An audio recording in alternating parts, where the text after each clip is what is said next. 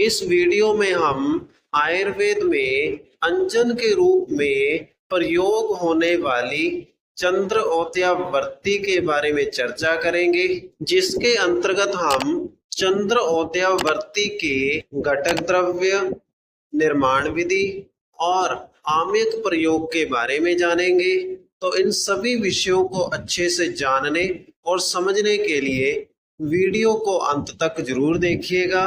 तो यहाँ पर चंद्रोदयावर्ती की व्याख्या में सबसे पहला हेडिंग इसके घटक द्रव्यों का लिखा है, जिसके अंतर्गत चंद्रोदयावर्ती के घटक द्रव्यों के नाम उनकी मात्रा के साथ लिखे गए हैं। इन घटक द्रव्यों में शंखनाभि, विवेतक मज्जा, हरितकी तवक, मनशिला, पिपली, मरीच, कोष्ठ, वचा के नाम लिखे गए हैं। इन सभी घटक द्रव्यों की मात्रा एक समान अर्थात 20-20 ग्राम लिखी गई है। इसके बाद अगला हेडिंग चंद्रोदयावर्ती के सहायक द्रव्यों का लिखा है, जिसके अंतर्गत अजादुग्ध अर्थात बकरी का दूध और जल की मात्रा आवश्यकता अनुसार लेने को लिखा गया है।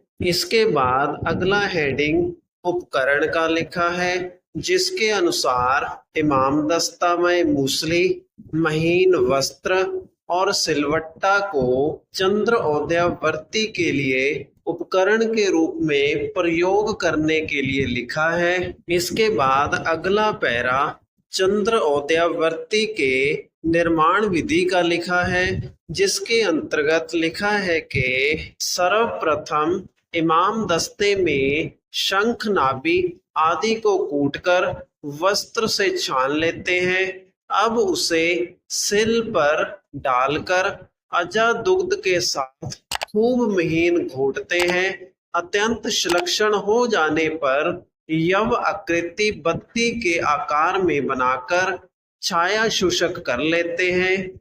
इसे आवश्यकता अनुसार जल के साथ घिसकर नेत्र में अंजन करते हैं। तो अब इस निर्माण विधि की व्याख्या को समझ लेते हैं। सबसे पहले शंख नाभि और अन्य औषधियों को इमाम दस्ते में डालकर अच्छे से कूटा जाता है।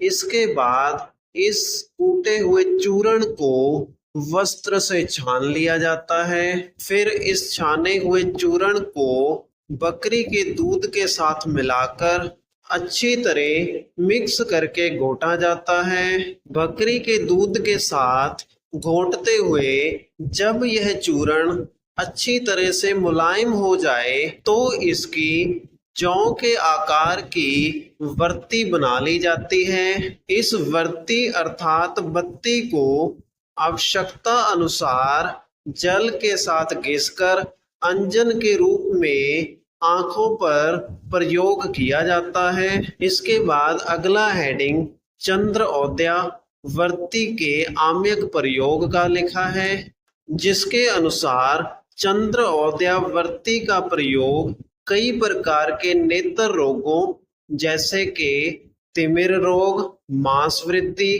काच, पटल, अर्बुद, रात्रि अंधता आदि में प्रयोग किया जाता है। तो इसी के साथ हमारी आज की वीडियो का विषय यहीं पर समाप्त होता है। अगर आपको वीडियो अच्छा लगा तो वीडियो को लाइक करें और इसी प्रकार से आयुर्वेद से संबंधित वीडियोस प्राप्त करने के लिए हमारे चैनल को सब्सक्राइब करें।